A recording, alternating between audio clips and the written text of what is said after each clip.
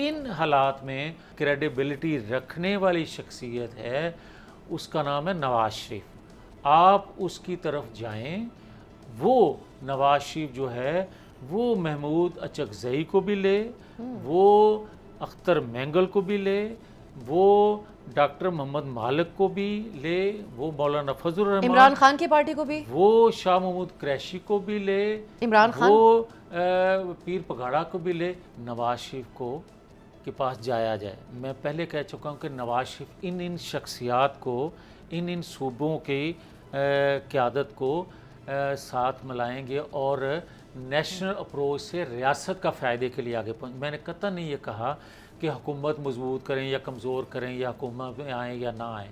मैं इसीलिए ये बात कर रहा हूँ कि आज ज़रूरत है और ये वक्त ज़ाया करने वाला नहीं है।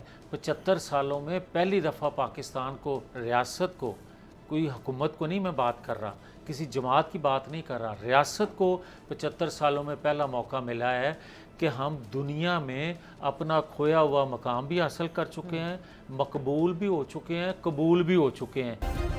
सब्सक्राइब करें और बेल दबाएं ताकि कोई खबर रह न जाए।